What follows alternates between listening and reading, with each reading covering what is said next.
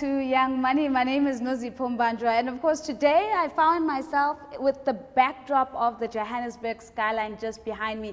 I'm meeting up and sitting down with the founder of a company called the Newness.com. His name is Ygor Omar Francisco, and he's going to be telling us all about this new startup tech online pop culture thing that I don't understand. And my first question that I pose to Ygor is, how does this thing even work? What is it that you're actually trying to do? And what's the big problem that you solve? And come, let's join him. So how does Newness.com actually work? And I suppose, what is it, right? Well, I suppose what Newness.com is really two things in one, to simplify it. It's a reservation app for a pre-release product, and it's a social network. So what's interesting about that is that there's two contrasting ideas there. As a reservation app for product, there's almost a selfishness about it. You want to appropriate something for yourself because you know there's limited supply for that product. And as a social network, what we do is we make our users keenly aware of what their actions mean in terms of their socioeconomic standing in the community and how it affects other people. So that's basically what it is. When you synthesize these two things, ultimately what we do, practically speaking, is we offer consumers the opportunity to access product that is not accessible. And when I say not accessible, it's either because it hasn't been released locally, or if it has been released internationally, it's not coming to market. Okay, so it's either pre-release or it's not coming to market, even if it's available elsewhere.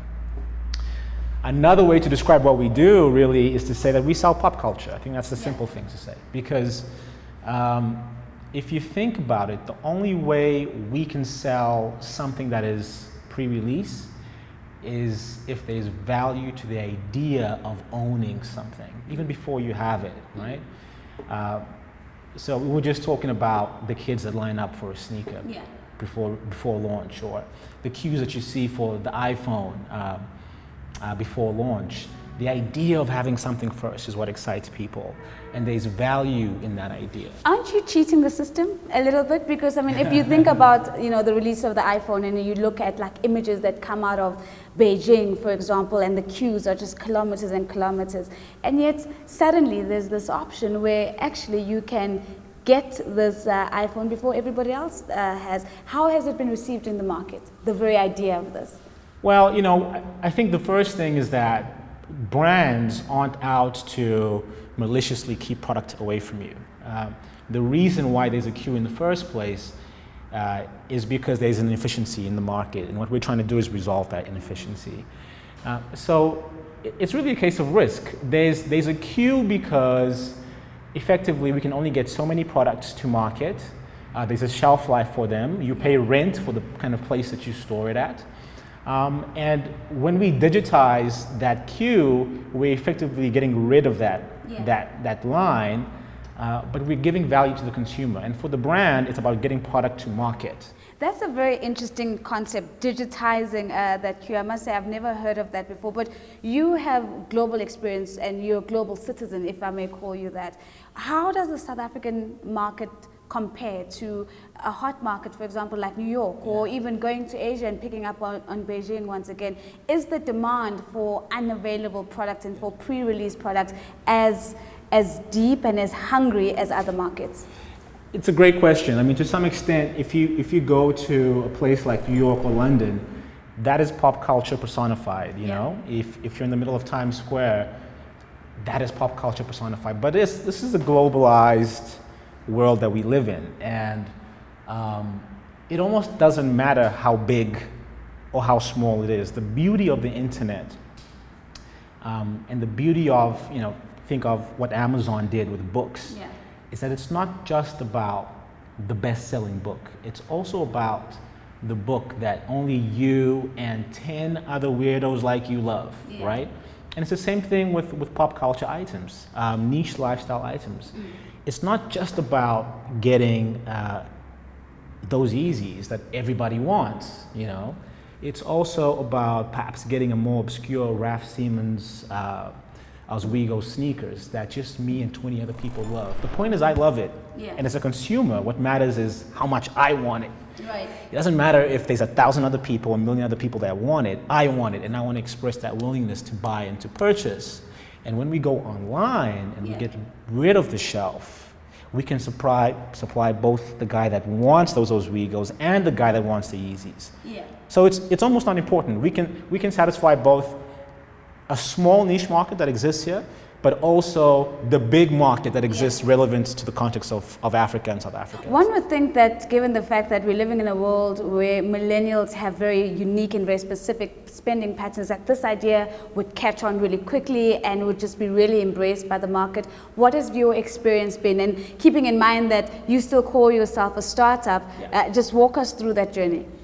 The experience has been a mixture of surprise and excitement. Once you unlock the chain, and you know, there's a particular experience that comes to mind with a particular client. He was just shocked at the notion that he could actually get access to product. It was something that, it was a problem that he had that he couldn't solve, you know.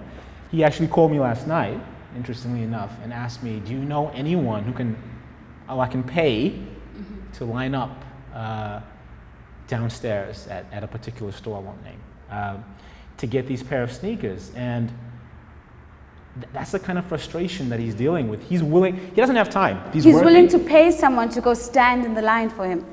You can't be at 10 places at the same time. He's working, he's trying to earn a living, but he's also a fan of pop culture and he loves sneakers and he wants access to that. So he's willing to pay someone to stand in the queue for him for the chance of getting it, because, you know, again, with shelf life, it's very limited supply. So it's interesting. On the client side, because naturally we have to deal with both brands and consumers, it's been a case of saying, wow, that's a great idea. It's so obvious. How can we make it happen? Let's do it. What does it cost? And that's always the surprise. It costs nothing, right? Why does it cost nothing? Because I'm sure a lot of people are like, Nosipo, you have to get us into this.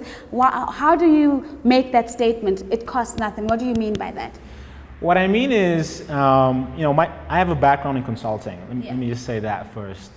And one of the things that, being the rebel that I am, that I've never liked about consulting is charging people for no value.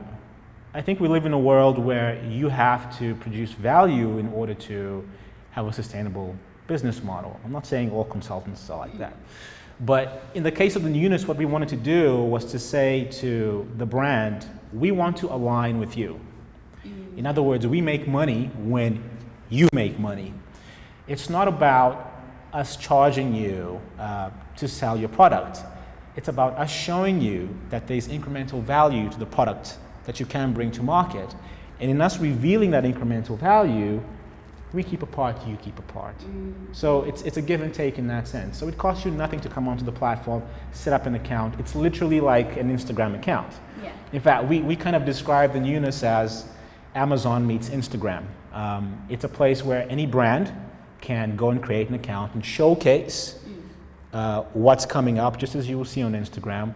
But in this case, the consumer can now reserve that product. And that's where the sort of e-commerce aspect of it comes into play. Let's go back to the baby steps, the inspiration behind the idea. Where were you? How does this idea come to mind? And just give us a sense of, you know, what was it that you felt that you were solving for the world when you decided, I'm going to run with this? Sure. I mean, it's an interesting question because, you know, like, I believe it's not really one of two things that bring this all together. Obviously, there's several, it's almost as if your entire experience conspires to bring you towards this very moment. Mm-hmm. But having said that, there's certainly a couple of experiences that were definite triggers. The first was a very human experience, really born out of love. Mm-hmm. and I'll explain that. And the second was a bit of corporate frustration, right? The first experience was a case of me trying to steal my girlfriend's attention away from her phone. And what seemed to me like an obsession with lifestyle blogs and social media.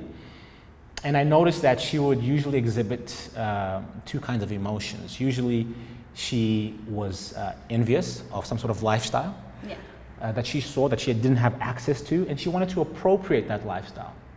And it got us talking about all sorts of things that we wanted that we just couldn't get in market, and we started asking ourselves why. The second experience was later. I was fortunate enough to head up strategy and business development for MTV, and one of the things I really loved about MTV was it was the first company, I think, that really packaged pop culture and sold it. Amazing, just a cerebral concept. But at the same time, as you know, in the TV industry, what we do is we show pop culture, both global and local, but it doesn't mean you can access it. So just because you see Rihanna in a music video wearing a particular outfit doesn't mean you can go to the mall the next day and buy it. Just because you see Beyonce on tour performing a concert on TV doesn't mean Beyonce's next world tour is coming to Johannesburg, as many people painfully know in Africa. And so the newness was really a solution to the frustration that a lot of consumers had around this ability to access what they loved and what they were willing to actually pay for. So really it was a mixture of those things. And while I was in corporate, I started to consider how big this problem was. If we think about the pay TV market, which I think is a great proxy for pop culture, because really pay TV ultimately shows you local and international pop culture. And even if we restrict that to high LSM viewers, to high value consumers, aspirational social consumers, there's at least 30 million people in Africa that are consuming pay TV at a high value. 30 million people that want access to pop culture products, and they want it first. That's a big problem to solve. So between a mixture of trying to steal my girlfriend's attention away from her phone and a corporate frustration with not being able to give consumers the touch of pop culture, not just the viewership of pop culture, that was really what drove the newness. Well, there you have it, from the founder of the Newness.com. His name is Ygor Omar Francisco. I hope I've got that correctly. And talking to us about this idea of solving the shelf life problem for many consumers who want access to pop culture. Thank you so much for making the time to join us on Young Money. Remember that if you want the Young Money crew to come to you, all you need to do is follow me on Twitter. That's @TheRealNozy. And don't forget, the hashtag is YoungMoney410. Until next time, it's goodbye.